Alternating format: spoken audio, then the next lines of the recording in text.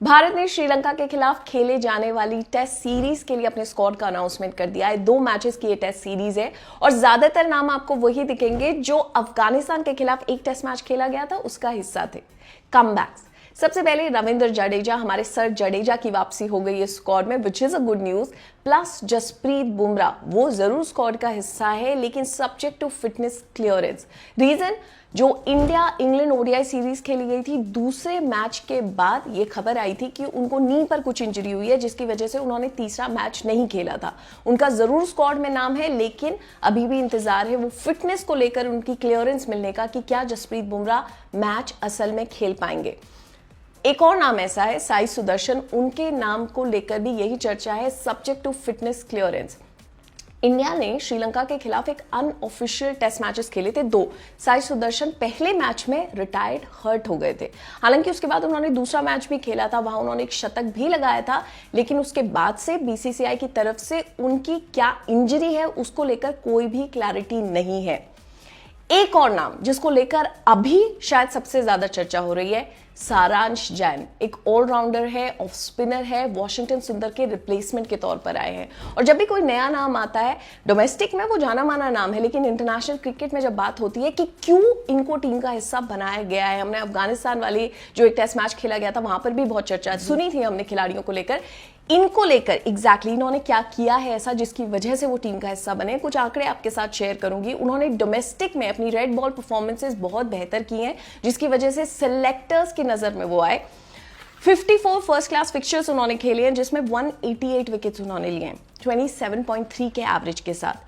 Left handed batter है, down the order आकर अच्छे से बल्लेबाजी कर सकते हैं, पारी को संभाल सकते हैं अगर बल्लेबाजी में कोलैप्स हो जाता है। और भारतीय टीम का पिछले कुछ समय से फोकस रहा है कि हमारे पास ऐसे बल्लेबाज होने चाहिए।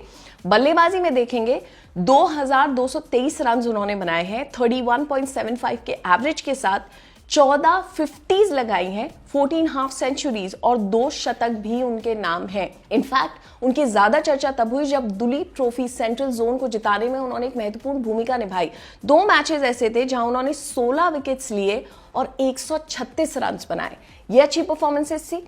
उसके बाद रणजी ट्रॉफी का उनका 2025-26 का सीजन भी बहुत बेहतरीन गुजरा। वहां उन्होंने 518 रन बनाए 57.55 के एवरेज के साथ, और बल्लेबाजी से के साथ साथ गेंदबाजी से भी कंट्रीब्यूट किया, 30 विकेट्स लिए 20.43 के एवरेज के साथ। इंडिया A11 ने जो श्रीलंका के खिलाफ अनऑफिशियल टेस्ट मैचेस खेले थे 2 मैचेस, उसका भी ये हिस्सा थे।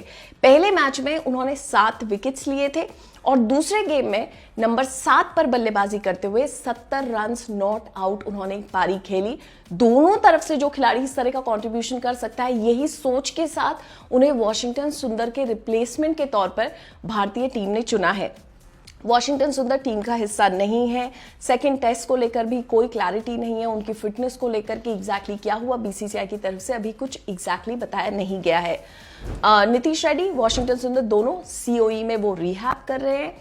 और हर्ष दुबे, एक और खिलाड़ी जिनका नाम आया था पिछली जो अफगानिस्तान वाली टेस्ट सीरीज थी वहां काफी चर्चा हो रही थी, वो भी इस टीम का हिस्सा नहीं है। पेस बॉलिंग, बुमराह के अलावा मोहम्मद सिराज का वहां पर नाम है, प्रसिद्ध कृष्णा का वहां पर नाम है, और एक नाम जिसको अभी बहुत कम समय हुआ इंटरनेशनल क्रिकेट में लेकिन चर्चा बहुत ज्यादा है, गुरनूर बरार, जिन पर बहुत विश्वास जताया जा रहा है। और जब जब विश्वास जताया गया है उन्होंने उसके परिणाम दिए भी हैं। आप रिसेंट जो सीरीज घटी है जिसका हिस्सा थे आप वो भी देख सकते हैं।